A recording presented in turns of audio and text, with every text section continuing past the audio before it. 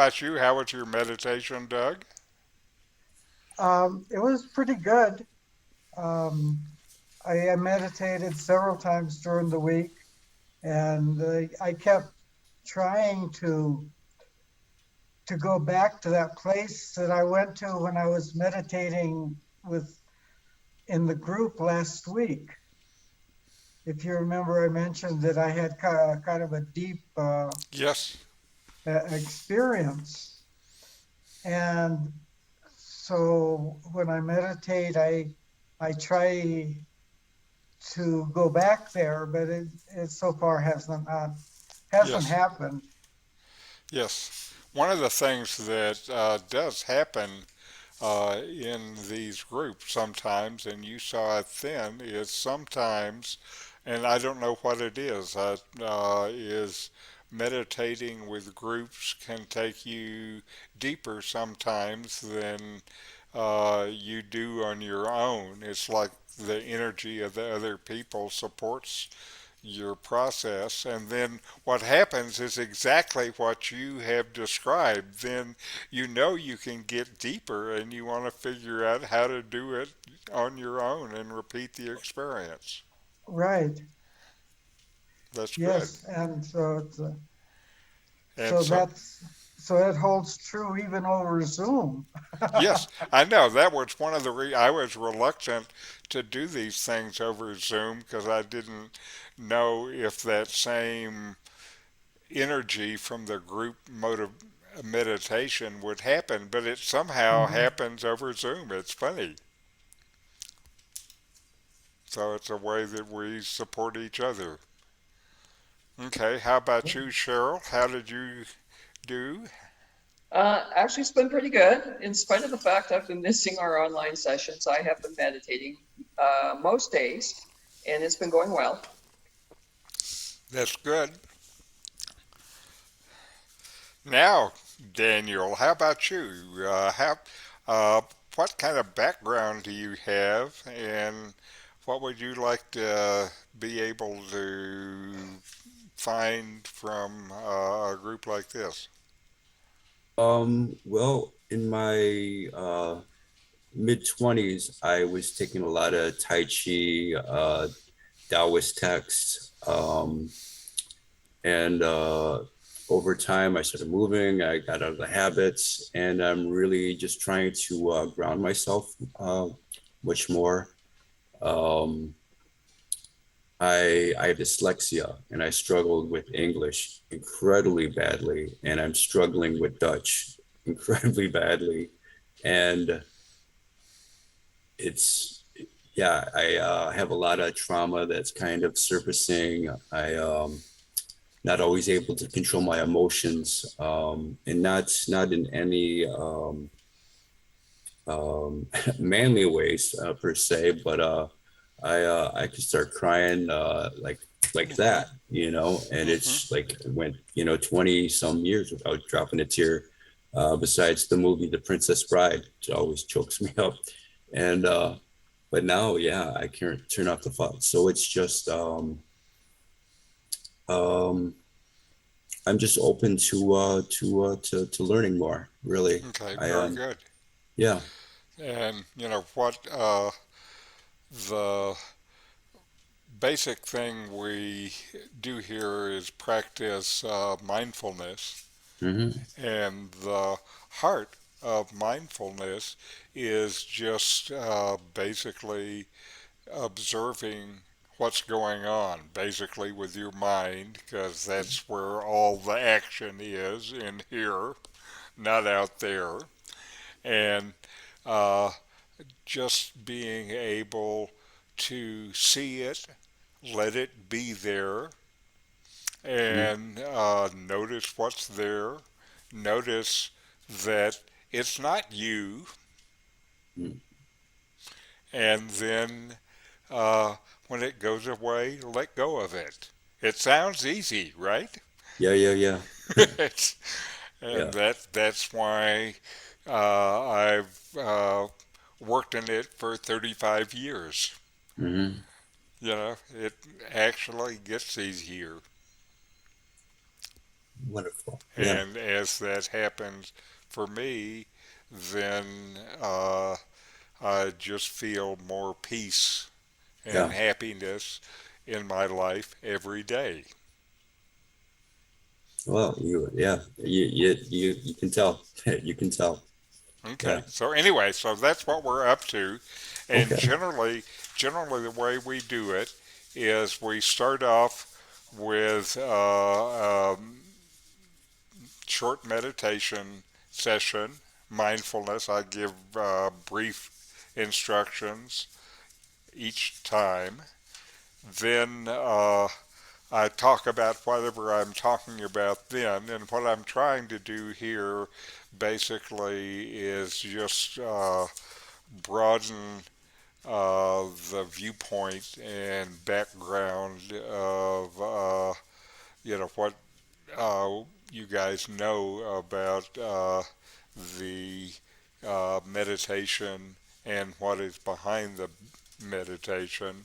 My particular background, it was Buddhist, Chan Buddhist, Hmm. the predecessor of Zen, for about 25 years, and then for the last 30 years, I've followed the teachings of Ramana Maharshi.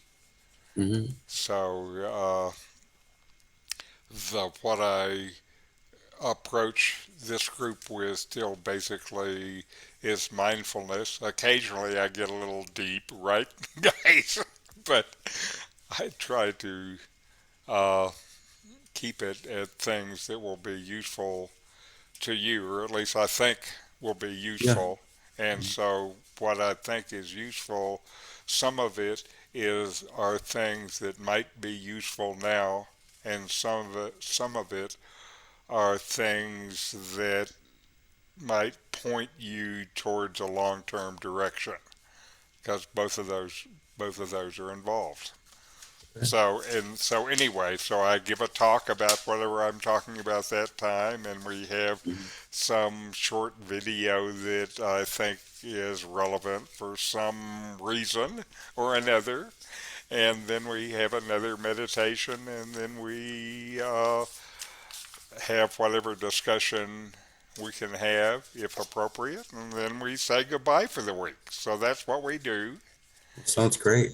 Yeah. and uh, again, we're very happy to have you join us. Muchas gracias, señor. And so now let me start up. I saw your Spanish. I was really impressed. I lived in Texas for a while. Okay, so that means Yeah. you know something about it. ¿Qué diablo estás haciendo? Okay. So now we are going to meditate, and mindfulness is present moment awareness, paying attention on purpose in the present moment, non judgmentally. Feel your breath as it goes in and out. Fully receive whatever is experienced and then let it go.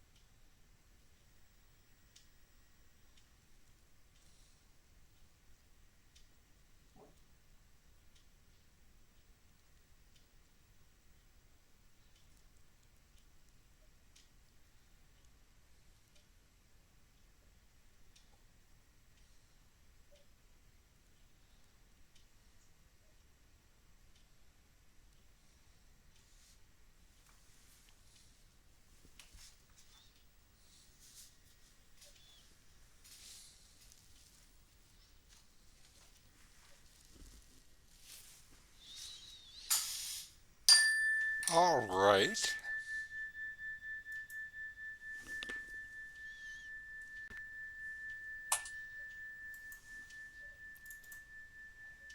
Let me adjust my screen. And one more thing.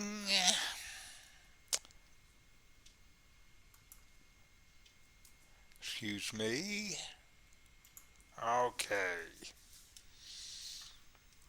Now, uh, what we're going to talk about today are more from the uh, book Zen Flesh, Zen Bones, a classic book by Paul Reps. And this time I'm going to introduce you to a part of it called the Gateless Gate. And this is an old text where koans were introduced. And these koans are a device that was used in Zen where you are given a question that it's hard for your cognitive, rational mind to be able to grasp. And somehow you dig deeper than this cognitive mind when you're dealing with the koans, and that really is the purpose of the koans. So this is from uh, a book that was compiled by a man named Muman, who compiled it in uh, the year 1221, 1228. And this is from his introduction to this text. If anyone who bravely goes straight forward ventures into Zen practices, no delusion will disturb him. The Indian and Chinese patriarchs will beg for their lives in his commanding presence.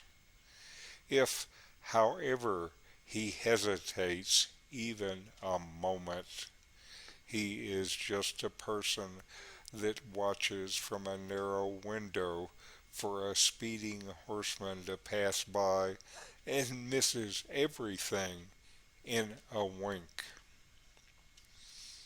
The gate, the great way has no gate. 1,000 roads enter it. When one passes through this gateless gate, he walks freely between heaven and earth. My comment: with this, Muman set out a challenge and a great opportunity.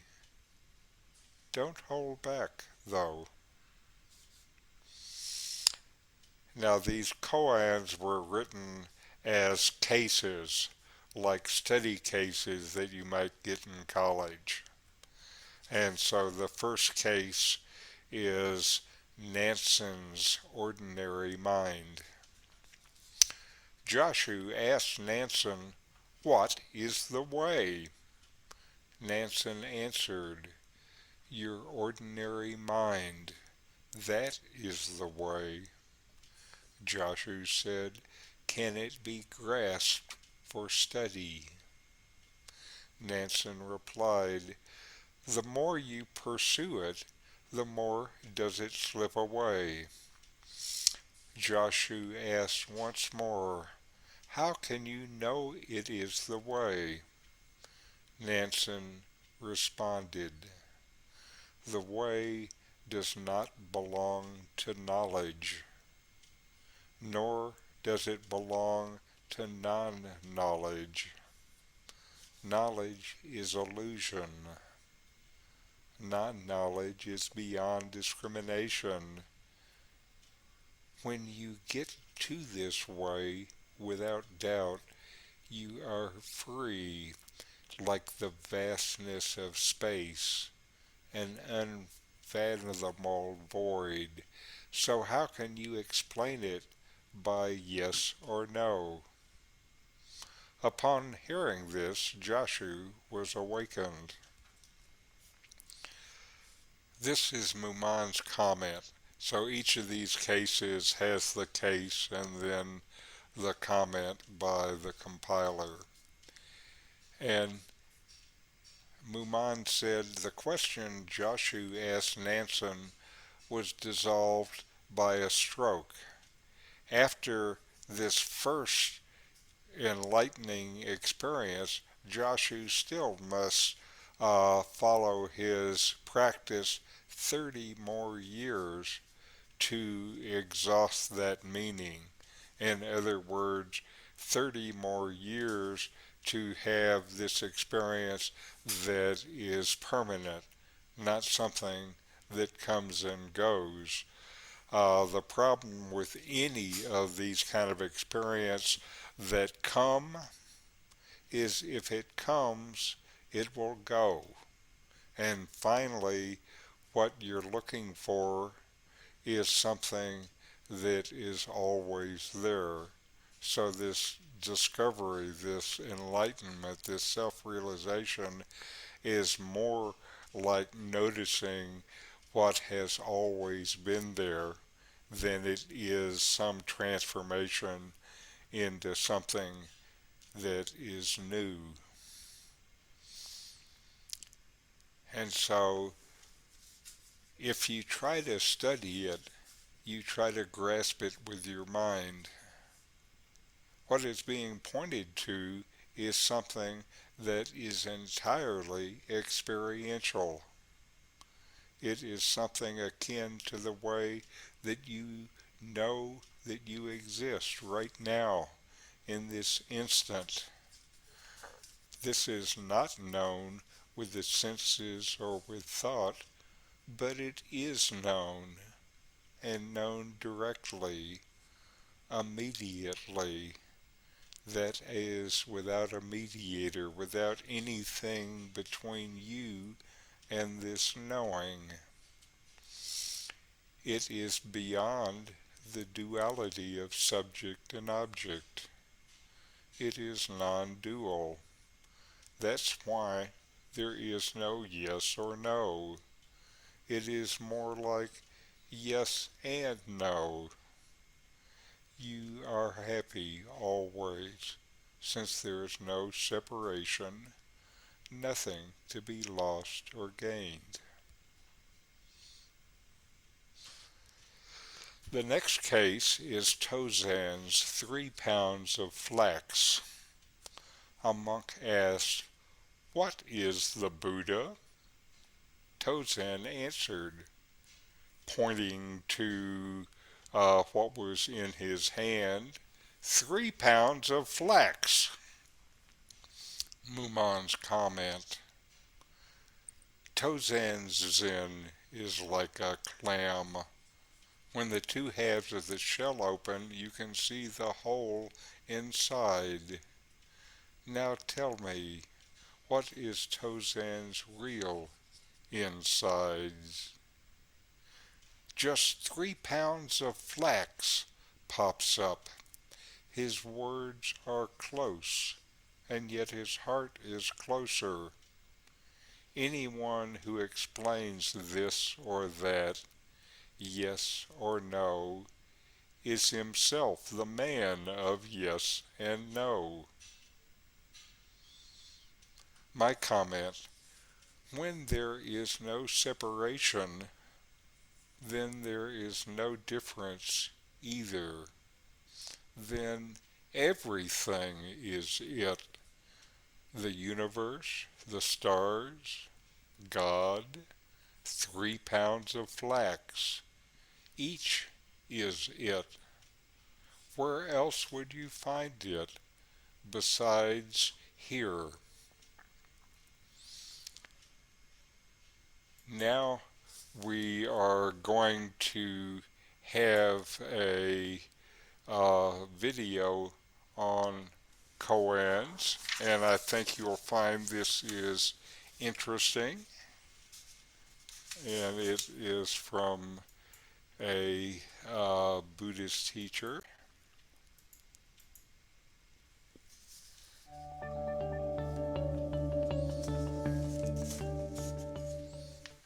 what exactly is a Zen Koan? A famous master, Lao Tzu, once said, understanding only goes as far as that which it can understand. I want to repeat that. Understanding only goes as far as that which it can understand, and then it stops. So this comes in really handy in our life for all practical purposes, for taking tests, for doing our jobs, for knowing that when the red light comes, you stop, and the green light comes, you go, and adding 1 + 1 equals 2. And we need this understanding, and that's how we get around in the world. The problem with the understanding is that it only goes as far as that which it can understand. And there's this whole realm of human existence that cannot be understood. A concrete example I could give you would be something like this. When you die, where do you go? This is a question that, I think really defines the human condition. Before we were born, where did we come from? Who are we? When we die, where do we go? Our understanding cannot go there, right? It can't. You know it from your own experience, and I know it. So we try to figure these things out, and we come up to sort of a stone wall. We can just not get there. There's an old saying that our eyes can't see our eyes. So if we try to use our eyes to see our own eyes, we just get really frustrated and nothing happens because we can't do that. So in that same way, our mind can't perceive our mind. So we have this alternate way that we can access that which is before thinking. And we call this don't know mind. So if you think about it, kind of like there's a wall here, and everything on this side, understanding only goes as far as that which it can understand. So that whole realm that we just discussed of the everyday life and the things we need to do, understanding works beautifully there. But on the other side of this wall is this whole other part of our human existence. And you could call that unknowing mind, don't know mind. Some people call it God, soul, energy, love, absolute. There's many, many names for this other sphere. And that's the sphere that we human beings, we've been interested in since forever. It's where all the art comes from. It's where all the poetry comes from. All the great literature comes from. Us human beings trying to access that which is before thinking. So how do we do that? If our eyes can't see our eyes, in the same way, our thinking cannot reach these questions that we have. And I like to use, when you die, where do you go? Because that one's just very real for all of us. It's just something we all think about, we all kind of would like to know, we all don't understand. So how do we access that? So knowing mind can't access that, but there's something in Zen we call don't know mind. And what's really amazing is that if you practice this before thinking, or this don't know mind, don't know can access that which can't be known. And so this don't know mind is the real point of entry that we actually can have if we want to access this whole beautiful, huge, before words, a part of our existence. So the whole purpose of koan practice, in fact, the whole purpose of Zen practice is to really cultivate this don't know mind. We walk around all day long, I know this, I know that, my name is such and such, my body, my family, my country, my state, my house, I, my, me. But we never really take the time to stop and say, well, what is this I?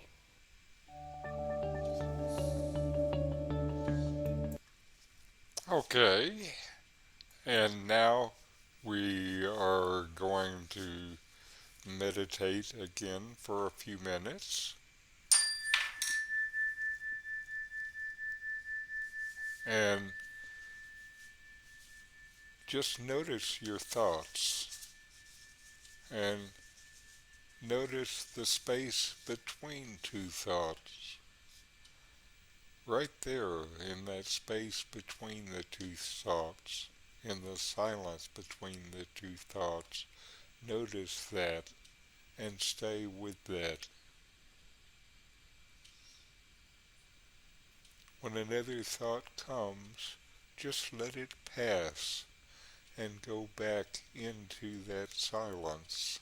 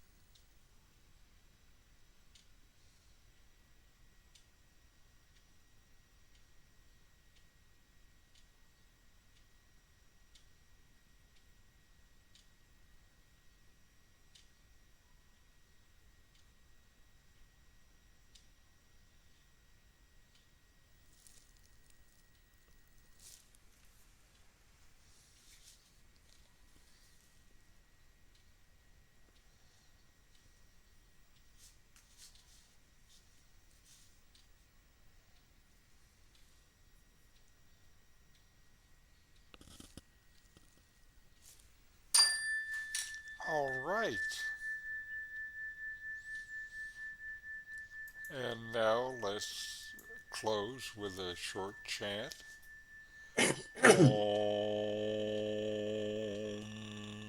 Shanti Shanti, Shanti, Shanti Shanti Shanti.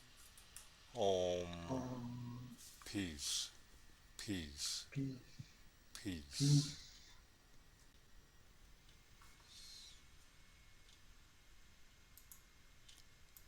All right. Now, before I open up to questions and comments, I want to talk a little bit about this don't know mind that the Zen priest talked about. Uh, Normally, what we experience as reality is not what you think. You know, what we experience as reality, we start with our sense inputs and then uh, we take them into the brain, and the brain then modifies them based on its own conditioning and your desires and your aversions. And what you normally see as reality is what you are projecting on the world. So you don't actually usually see what is actually there. What you see is what you're projecting onto it, and then you take that to be reality. What happens with the don't know mind is that process is suspended. And so instead of being in your own kind of mental created universe, you start having the chance to actually be there with what is going on at the moment instead of what you are projecting there. And that is an actual big deal. And in different forms of spiritual practice and different forms of meditation from a lot of different angles, that's one of the things that they will uh, talk about and instruct. What I had in uh, Ramana Maharshi's teachings, which I've followed for 30 years, the heart of that teaching is called self-inquiry. And self-inquiry basically starts with a question. Who am I? You start off with the question, and when you start off with the question, then immediately you're in, I don't know. And when you're there, you have a chance, then it's funny. That opens up the chance to know and to know in a different, deeper way. So that's what's up with that don't know mind, and it's actually a good trick. Now, any questions, comments, discussion?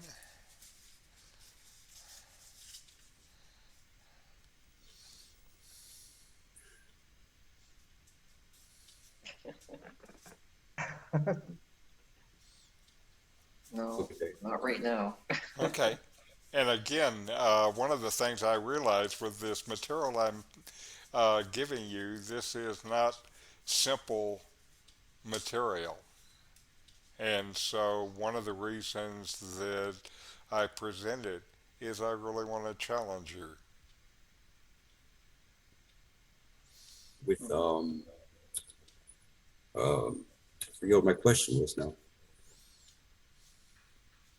Uh, well, have you read um, after the after after the ecstasy, the laundry?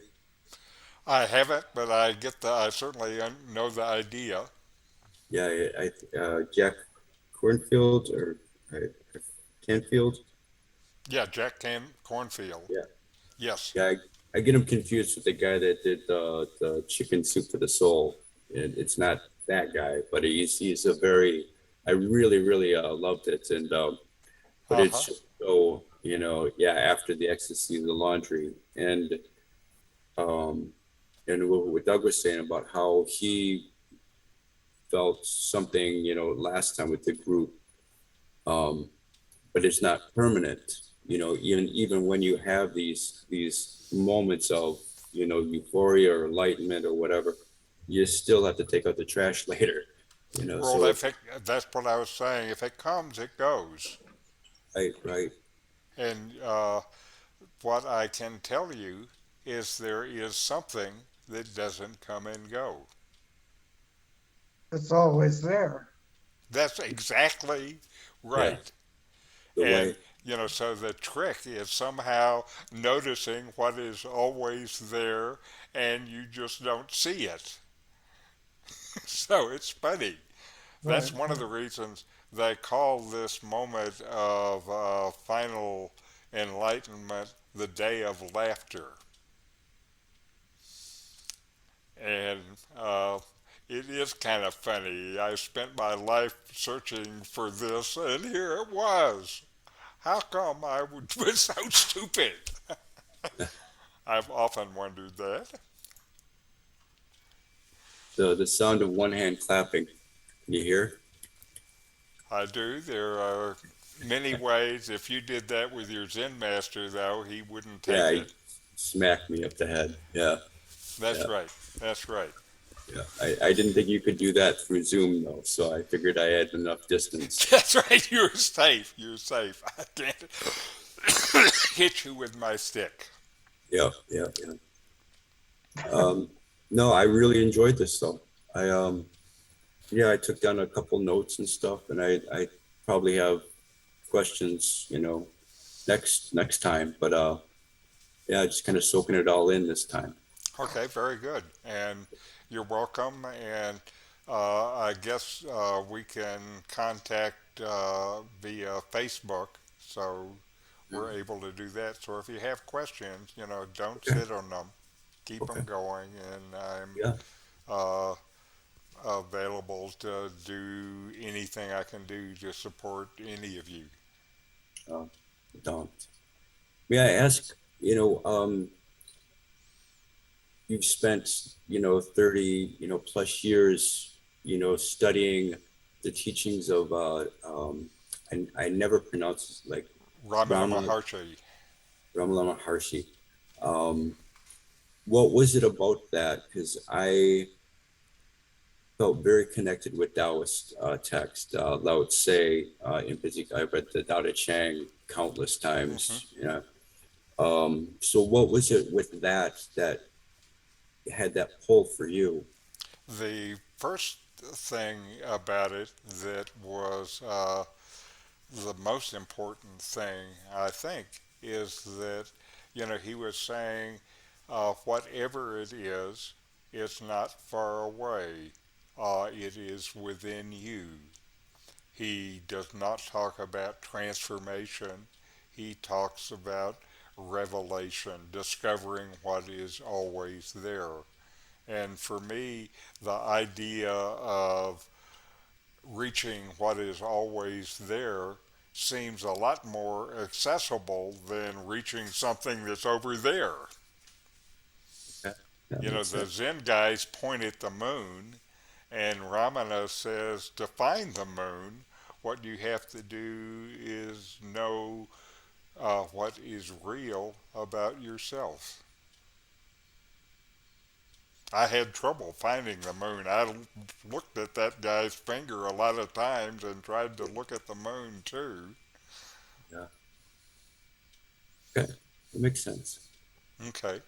Yeah. Have you studied any like uh more like with yoga, the movement based ways of, you I know, haven't studied the movement part of yoga. The movement part of yoga is just a tiny bit of yoga, yeah, yeah, and I have studied the other stuff pretty thoroughly.